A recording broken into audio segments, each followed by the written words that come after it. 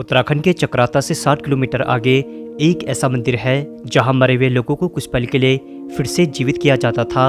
जी हाँ दोस्तों, आप सही सुन रहे हैं, क्योंकि यह दुनिया का एकमात्र ऐसा शिव मंदिर है जहां मरे हुए लोगों को बड़े ही रहस्यमय रूप से जीवित किया जाता था। जिन लोगों की अकाल मृत्यु या किसी कारणवश उनकी मौत हो जाया करती थी और मरने से पहले वे लोग अपने परिवारों से कुछ कहना चाहते थे, तो उन लोगों को यहीं यानी इसी लखामंडल शिव मंदिर में लाया जाता था, जहां इन दो द्वारपालों के सामने उस मृत व्यक्ति को रखा जाता था। जहां इसी मंदिर का एक पंडित अपने घर से गंगा यमुना का जल लाता था और कुछ मंत्र फूंककर इन दो द्वारपालों के सामने उस व्यक्ति पर जल का छिड़काव करता था। जैसे ही पंडित उस मृत व्यक्ति पर जल का छिड़काव करता था तो इन दो द्वारपालों की आंखें खुलती थी और एक रहस्यमय सी रोशनी उनकी आंखों से निकलकर उस मरे हुए इंसान को जीवित कर देती थी। गांव के बीच में जिसकी मृत्यु होती थी उनकी डेड बॉडी इन द्वारपाल के बीच में रखी जाती थी और पंडित जी अपने घर से गंगा यमुना जल लेके आते थे। मंत्र द्वारा उसमें जल का छीड़ा मारा और मरा हुआ आदमी जीवित होता था। ब्राह्मण देवता उसको अपने हाथों से दूध भात खिलाता था। जी हाँ दोस्तों, आप सही सुन रहे हैं, क्योंकि यह दुनिया का एकमात्र ऐसा रहस्यमय शिव मंदिर है जहां मरे हुए लोगों को बड़े ही रहस्यमय रूप से जीवित किया जाता था। मैं बात कर रहा हूं लखामंडल शिव मंदिर की, जो कि भगवान शिव के लाखों शिवलिंग वाली जगह पर स्थित है। यहाँ आपको लाखों शिवलिंग देखने को मिल जाएंगे, इसीलिए इस मंदिर का नाम लखामंडल रखा गया, जिसका अर्थ लाखों शिवलिंग के समूह या मंडल से है। लखामंडल का इतिहास बेहद पुराना है। कहा यह जाता है कि इस मंदिर का निर्माण कार्य 12वीं से 13वीं शताब्दी का माना जाता है, जिसका निर्माण कत्यूरी राजाओं का बताते हैं।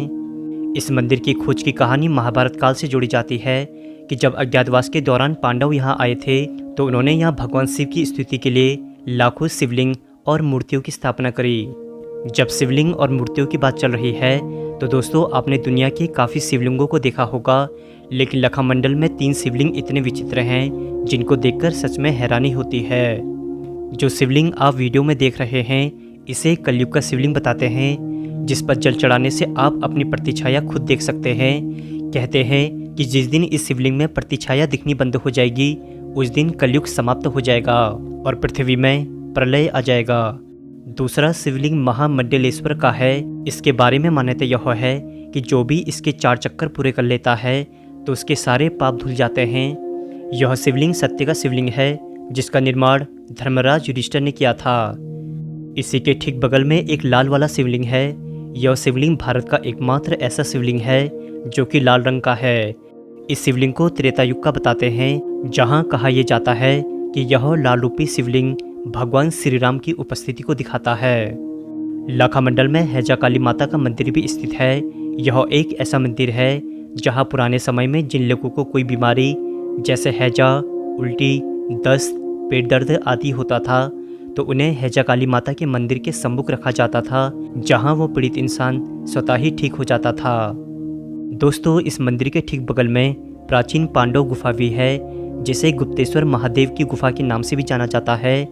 आप लोगों ने कौरवों के लक्षागृह, जिसे लाख का महल कहते थे, उसके बारे में जरूर सुना होगा। कहा यह जाता है कि वो लक्षागृह वही पुराना लखामंडल है जहां दुर्योधन ने 5 पांडवों को यहाँ भोजन के लिए आमंत्रित किया था और बाद में यही कौरव यहाँ आग लगाकर यहाँ से भाग गए थे। तब बाद में पांडव इसी गुफा से होते हुए लाख के महल से बचकर बाहर निकले थे। भले ही लखामंडल का इतिहास पांडवों के समय का बताते हैं, लेकिन इस मंदिर के बारे में जब और आगे स्टडी करी गई तो यह मंदिर त्रेता युग से भी पहले का बताते हैं। ऐसा इसलिए क्योंकि इस मंदिर में काफ़ी जगह गाय के खुर के निशान हैं और इतिहास में इस बात को काफ़ी जोर भी मिलता है कि त्रेता युग से भी काफ़ी पहले एक गाय ने इस मंदिर की खोज करी थी, जब वे हमेशा यहाँ आकर शिवलिंग में अपना दूध चढ़ाती थी, जिसे उस समय के लोगों ने देख लिया था। और बाद में जब इस जगह की खुदाई करी तो यहाँ हजारों लाखों की संख्या में शिवलिंग मिले। तत्पश्चात इसका नाम लखामंडल रखा गया। अब दोस्तों इतना सब कुछ आपने इस मंदिर के बारे में जान लिया है, और अब फाइनली बात करते हैं उन 2 द्वारपालों की जिनके सम्मुख मरे हुए लोगों को रखकर जीवित किया जाता था। लेकिन आगे बढ़ने से पहले यदि आप नैनीताल मीना यूट्यूब चैनल में पहली बार आए हैं तो चैनल को सब्सक्राइब जरूर कर लीजिएगा, ताकि आप उत्तराखंड की आगे आने वाली वीडियो से निरंतर अपडेटेड रह सकेंगे। ये सामने जो द्वारपाल हैं इन्हें अलग अलग युग में अलग अलग नाम से जाना जाता है। जैसे सतयुग में इन्हें वीरभद्र के नाम से जाना जाता था, त्रेता युग में इन्हें जय विजय के नाम से जाना जाता था और द्वापर युग में इन्हें द्वारपाल के नाम से जाना जाता था। और द्वापर युग से ही मरे हुए लोगों को जिंदा करने की प्रथा यहाँ शुरू की जा चुकी थी। कलयुग यानी आज के समय में इन्हें देव दानव के नाम से जाना जाता है, जिन्हें आप उनके माथे के निशान और मुकुट से आप साफ पहचान सकते हैं। तो जब मृत व्यक्ति को इनके सामने रखा जाता था तो इन दो द्वारपालों की आंखें रहस्यमय रूप से चमकती थी और पंडित जी उस मृत व्यक्ति पर गंगा यमुना का जल छिड़क कर कुछ पल के लिए फिर से जीवित कर देता था, जहां वो मृत व्यक्ति अपने परिवार के लोगों से बात करके हमेशा के लिए मोक्ष की प्राप्ति कर लेता था। कुछ लोग बताते हैं कि मरा हुआ व्यक्ति कुछ ही पल के लिए जीवित होता था, लेकिन कुछ लोग यह भी बताते हैं कि वह मरा हुआ व्यक्ति कुछ सालों के लिए जीवित हो जाता था और बार बार उसे यहाँ लाकर उसे मृत्यु नहीं मिलती थी, मतलब मृत्यु भी यहाँ आकर अपना रास्ता मोड़ लेती थी।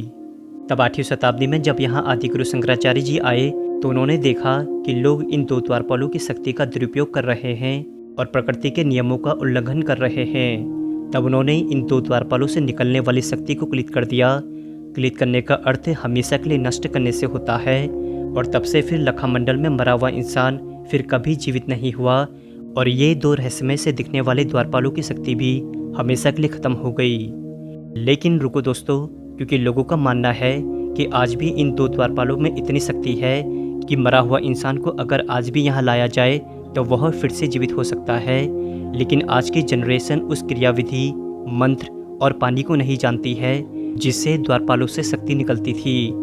खैर, उस रहस्यमय मंत्र और क्रियाविधि में न जाने कैसी शक्ति होगी जिससे मरा हुआ व्यक्ति फिर से जीवित हो जाता होगा। न जाने वो समय कैसा होगा जब यहाँ के निवासी मरे हुए इंसान को जिंदा होते हुए दिखते होंगे। सच में लखामंडल भारत का पहला ऐसा रहस्यमय मंदिर है जहाँ लाखों शिवलिंग मौजूद हैं, जिन शिवलिंग का रंग भी अलग अलग है और हैजा काली माता का मंदिर से लेकर पांडवों की वह रहस्यमय गुफा तक मौजूद है, जिसके बारे में आज भी लोग नहीं जानते हैं। तो दोस्तों, यदि यह वीडियो आपने यहाँ तक देख ली है तो ऐसी जगह जाना आपका बनता भी है। लखामंडल की इतनी डिटेल्ड वीडियो अगर आपको पसंद आई हो तो दोस्तों के साथ इस वीडियो को शेयर ज़रूर करें। साथ ही साथ नैनीताल मीडिया यूट्यूब चैनल को सब्सक्राइब जरूर कीजिएगा ताकि आगे आने वाली वीडियो से आप निरंतर अपडेट रह सकेंगे। मैं हूं आपका दोस्त संदीप, फिर मिलेंगे एक नई एपिसोड में। तब तक के लिए नमस्कार दोस्तों।